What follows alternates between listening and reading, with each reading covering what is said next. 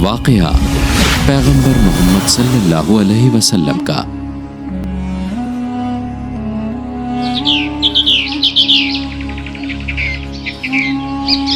پیغمبر محمد صلی اللہ علیہ وسلم کی پیدائش عرب کے مکہ میں 12 ربیع الاول میں ہوئی۔ ان کی والدہ آمینہ زہرہ خاندان کے وہاب ابن عبد المناف کی بیٹی تھیں۔ ان کے والد عبداللہ عبد المطلب کے بیٹے تھے۔ ان کے اجدادوں میں پیغمبر ابراہیم علیہ السلام کے بیٹے اسماعیل سے ان کے نیک گھر کا پتہ چلتا تھا۔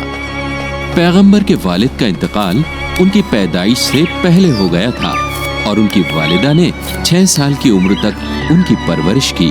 جب پیغمبر 6 سال کے ہوئے تب ان کی ماں کا بھی انتقال ہو گیا، لہٰذا ان کے دادا عبد المطلب نے ان کی پرورش کی۔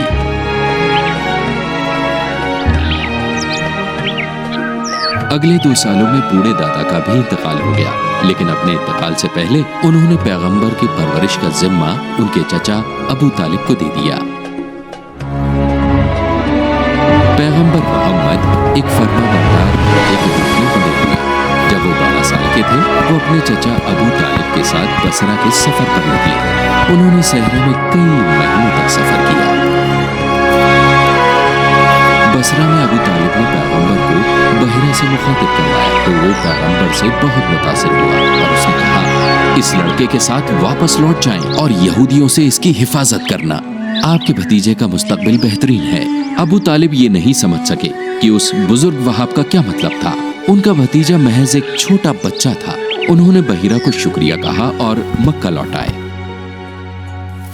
اس سفر کے بعد لمبے وقت تک نوجوان پیغمبر کی زندگی میں کچھ خاص نہیں ہوا، لیکن سبھی اس بات سے مطمئن تھے کہ ان کے پاس ایک اچھا علم، انسانیت اور اچھے اخلاق ہیں، جو خاصیت مکہ کے لوگوں میں نہیں پائی جاتی تھی۔ پیغمبر کو ان کے اچھے کردار اور عقل مندی کے لیے سبھی نے پسند کیا اور انہیں الامین کا درجہ دیا، جس کا مطلب ہے وفادار۔ ہر دوسرے بچے کی طرح انہیں اپنے خاندان میں کام کرنا تھا۔ ان کے چچا نے اپنی زیادہ تر دولت کھو دی تھی اور پیغمبر نے ان کے بھیڑوں کے جھنڈوں کی دیکھ بھال کر کے ان کی مدد کی۔ پیغمبر محمد صلی اللہ علیہ وسلم زیادہ تر تنہا رہتے تھے۔ جب وہ مکہ کے لوگوں کے بیچ خونی جھگڑے کو دیکھتے تھے تو وہ غمگین ہوتے تھے۔ لوگوں کو قانون کی پرواہ نہیں تھی۔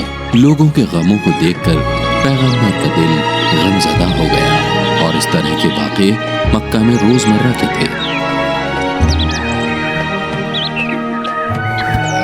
جب پیغمبر 25 سال کے تھے انہوں نے ایک بار پھر سے سیریا کا سفر کیا اور یہاں وہ اپنے پیار سے ملے، خدیجہ۔ خدیجہ بے حد خوبصورت اور امیر کو رکھی اور وہ ایک بہت امیر خاندان سے تعلق رکھتی تھی، لیکن وہ بیوہ تھی۔ بیوہ ہونے کے باوجود معاشرے کے کئی امیر اور بڑے آدمیوں نے ان سے نکاح کرنے کی خواہش ظاہر کی، لیکن انہوں نے ان سبھی کو منع کر دیا کیونکہ وہ پھر سے نکاح کرنے کی خواہش مند نہیں تھی۔ تب تک پیغمبر محمد صلی اللہ علیہ وسلم ان کی زندگی میں نہیں آئے تھے۔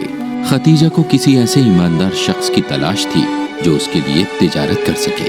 پھر وہ پیغمبر سے ملی۔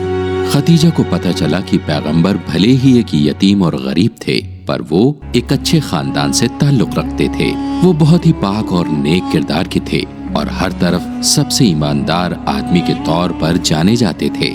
پیغمبر نے جلدی ہی ان کے لیے کام کرنا شروع کر دیا اور اپنی پہلی تجارت کے سفر کے لیے نکل پڑے۔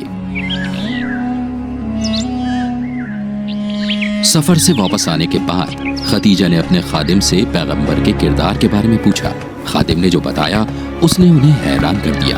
اس نے کہا، اب تک میں جتنے بھی لوگوں سے ملا ہوں ان میں سے یہ سب سے نیک ہیں۔ انہوں نے کبھی بھی میرے ساتھ سختی نہیں کی جیسا کہ کئی دوسرے لوگ کرتے ہیں، اور جب ہم چلچلاتی دھوپ میں صحرا میں سفر کر رہے تھے تو ہمیشہ ہمارے پیچھے ایک بادل تھا جو ہمیں سایہ دے رہا تھا۔ اتنا ہی نہیں، یہ نیا خادم ایک بہت اچھا تاجر بھی ثابت ہوا۔ پہلے انہوں نے اپنا دیا ہوا مال بیچا، پھر منافع کے ساتھ اس نے دوسرا مال خریدا اور انہیں پھر سے خریدا۔ اس طرح دوہرا منافع کمایا۔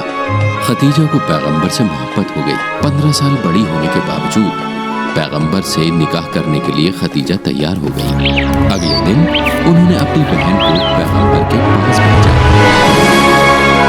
आपने अब तक निकाह क्यों नहीं किया? उसने पूछा। गरीबी की वजह से, पैगंबर ने जवाब दिया। अगर कोई खूबसूरत और अमीर औरत आपसे निकाह करने की पेशकश करे तो आप उसे मंजूर करेंगे? वो कौन है? पैगंबर ने पूछा। जब उसने अपनी बहन खदीजा का जिक्र किया तो पैगंबर हैरत में पड़ गए। मैं उनसे निकाह कैसे कर सकता हूँ? उन्होंने तो शहर के सबसे रईसों को ठुकरा दिया है, जो इस गरीब चरवाहे की बनिस्बत बहुत अमीर और बड़े थे। आप फिक्र मत करिए, मैं इसका ध्यान रखूंगी, बहन ने जवाब दिया।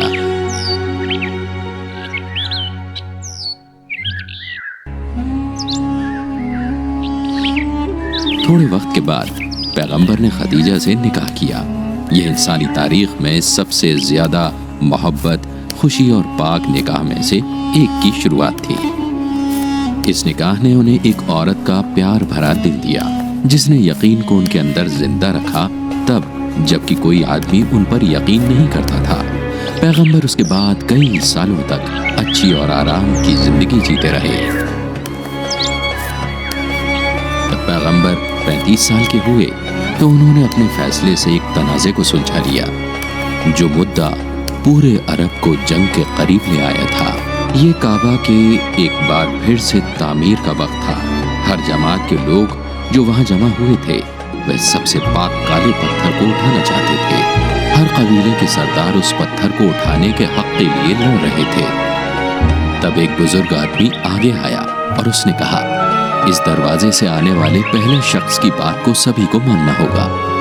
दरवाजे से आने वाले पहले आदमी कोई और नहीं बल्कि पैगंबर मोहम्मद सल्लल्लाहु अलैहि वसल्लम अल-अमीन थे। अलग-अलग कबीले के लोगों ने उनसे मशवरा मांगा और तब पैगंबर ने हुक्म दिया, पत्थर को कपड़े पर रखें। हर कबीले को कपड़े का एक हिस्सा पकड़कर पत्थर उठाने का शर्फ हासिल होगा। लोग इस ख्याल से मुतासिर हो गए और पत्थर इस तरह से रखा गया और काबा की तामीर को बगैर किसी मुदाखिलत के पूरा किया गया। इस वक्त के दौरान उस्मान इब्ने हुवैरिथ मक्का पहुंचे थे। उन्होंने सोने का इस्तेमाल करके मक्का के लोगों को मुतासिर करने की कोशिश की और रोमन हुकूमत शुरू करने की कोशिश की, लेकिन उनकी ये कोशिश नाकाम रही, क्योंकि पैगंबर ने मक्का के लोगों को समझाइश दी। पैगंबर ने हमेशा गरीबों और जरूरतमंदों की मदद की। ऐसा कहा जाता है कि जब उनके चचा अबू तालिब बुरे वक्त में घिर गए तो पैगंबर ने अपने खुद की दौलत का इस्तेमाल करके उनके सभी कर्जों को चुकाया। पैगंबर ने अपने चचा के बेटे अली को तालीम भी दी और उन्हें बढ़ावा दिया। पैगंबर ने 1 साल बाद अपने चचा के बेटे अकील को गोद लिया।